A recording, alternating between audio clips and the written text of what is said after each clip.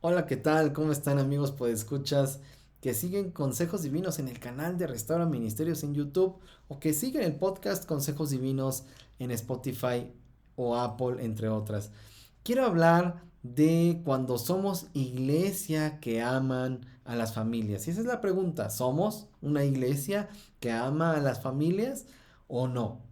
Y esto es importante porque muchas veces nuestras iglesias están hechas de una manera en la que nos impide amar a las familias. Nos mantiene a cada miembro de la iglesia ocupados en actividades y a veces no podemos tener un tiempo como familias porque estamos muy ocupados, los jóvenes con sus actividades de jóvenes, los matrimonios con sus actividades de matrimonios, o las mujeres con sus actividades de mujeres, los hombres con sus actividades de hombres, o las actividades de la iglesia, ayudando, sirviendo.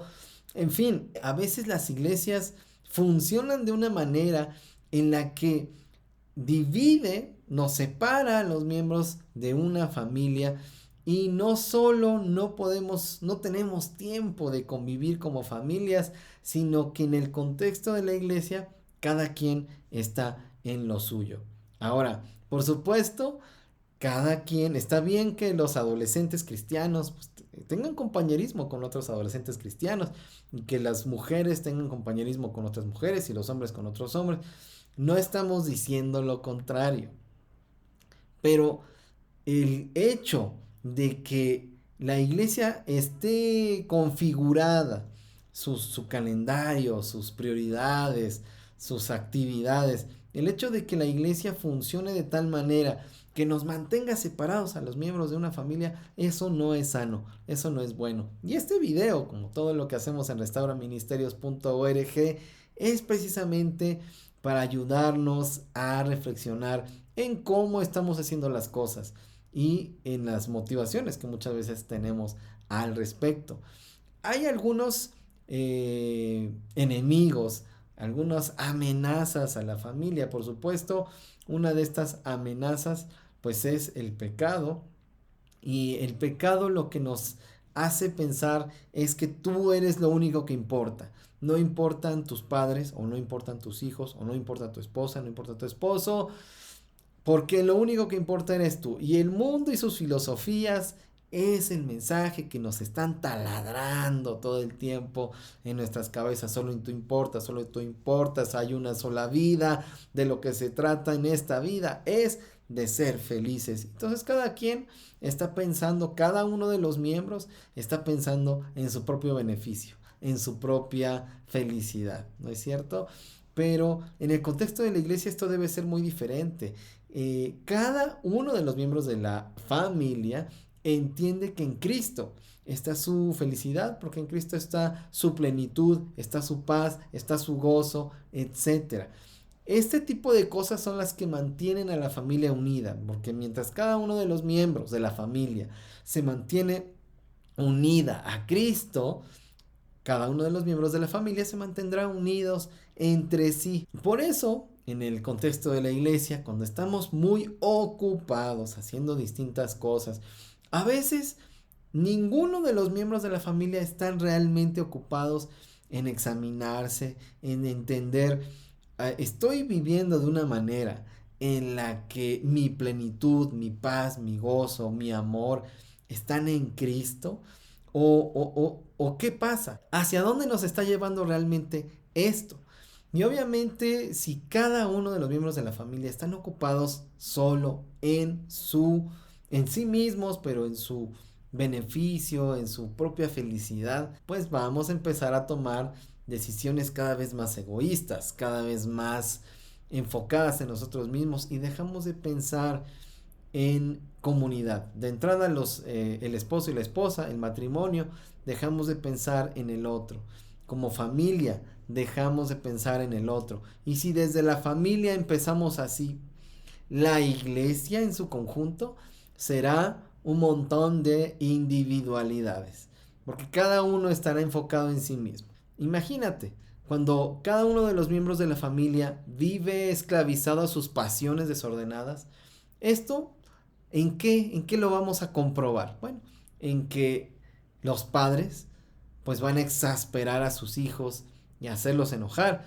Y va a resultar en hijos desobedientes que no honran a sus padres, que pelean, que sufren violencia probablemente, o que incluso ejercen violencia, porque está comprobado que un hijo que ejerce violencia ha sufrido violencia por parte de sus padres. Entonces, ¿cómo está la violencia en casa? ¿Cómo está el egoísmo en casa?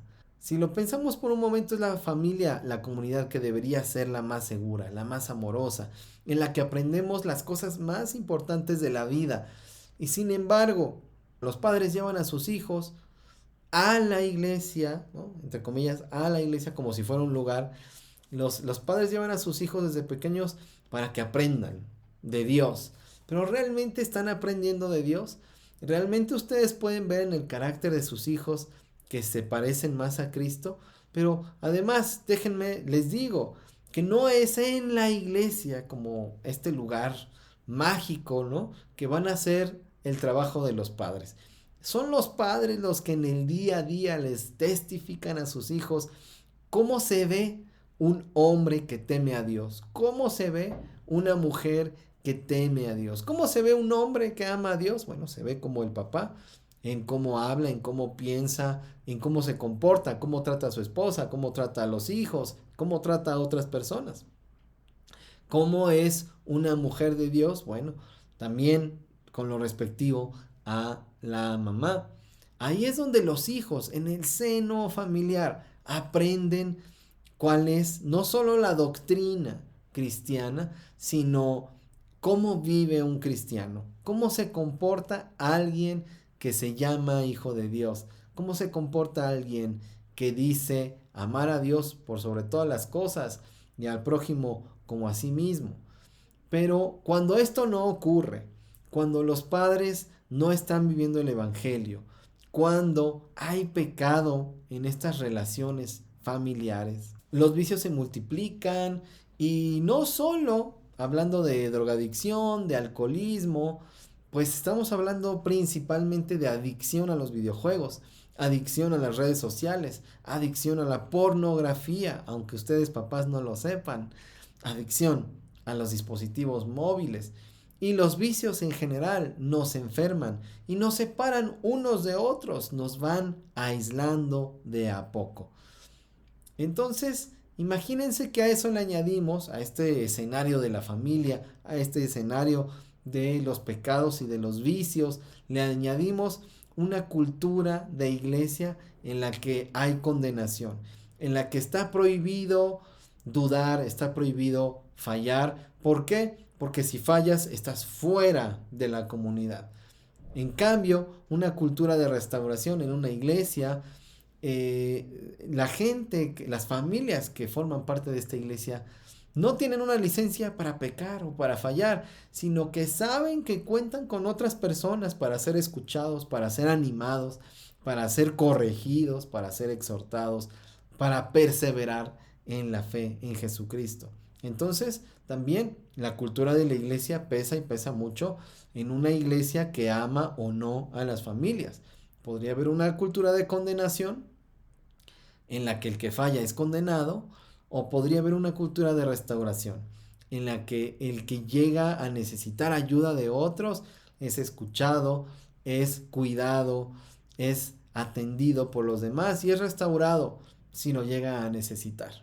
Hermanos, las familias son la iglesia y la iglesia son las familias. Tenemos que funcionar como iglesias, como un organismo vivo en el que todos cuidamos de todos. Ciertamente, entre adolescentes se cuidan, entre varones, entre mujeres, hay un cuidado porque hay una amistad genuina y profunda. Pero principalmente las familias reciben de la iglesia los recursos necesarios para cuidarse unos a otros en el seno familiar. Por eso es tan difícil a veces cuando hay actividades para matrimonios o para jóvenes, es difícil ponerlo en práctica porque estamos muy aislados los unos de los otros. No aprendemos a funcionar como familias redimidas.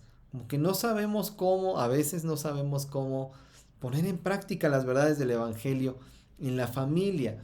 Y entonces actuamos unos con otros como enemigos, condenándonos unos a otros. Ah, sí, mira, según tú sirves en esto, pero mira, eres un hipócrita porque mira en casa cómo eres. Ah, sí, sí, sí, tú dices que sirves con las mujeres acá, o tú como esposo dices que eres un diácono y en la iglesia así muy espiritual, pero mira aquí en la casa eres así y asado.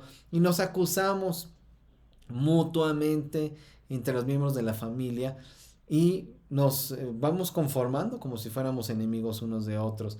En lugar de que la familia sea el lugar más seguro, en lugar de que la familia sea donde encontramos restauración, en lugar de que en la familia sea donde encontramos a Cristo, es precisamente donde nos estamos alejando de Cristo por todas estas razones.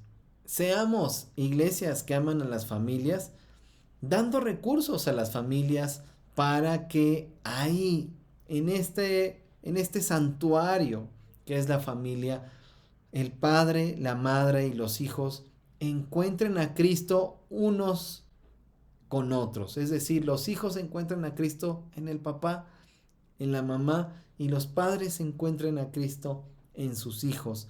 Que formemos relaciones y dinámicas en las que la gracia, la misericordia, la compasión, el amor, el perdón, todo lo que nosotros sabemos y encontramos en el Evangelio de Jesucristo, lo podamos compartir en el núcleo familiar. Porque de esta manera vamos a garantizar no solo pues que haya una familia feliz, una familia restaurada, una familia en la que Dios ha hecho todas las cosas nuevas, sino también que colaboremos todos en que la iglesia sea iglesia para la siguiente generación.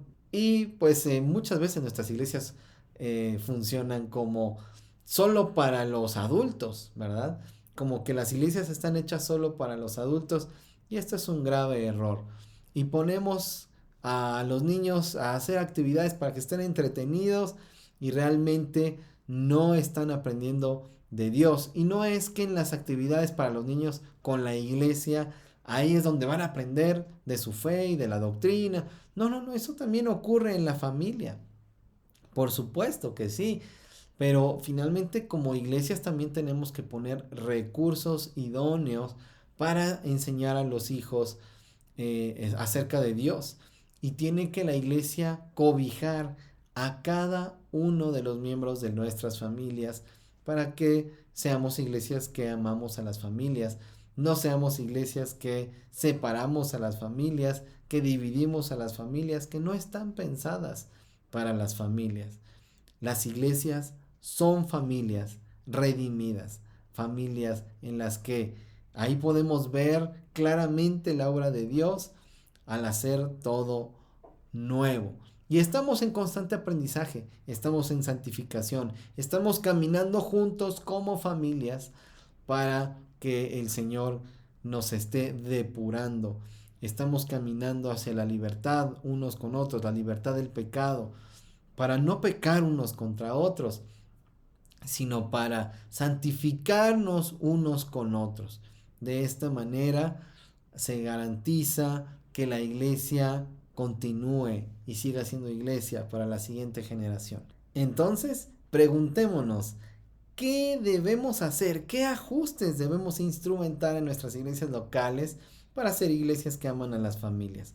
Desde el núcleo de la familia.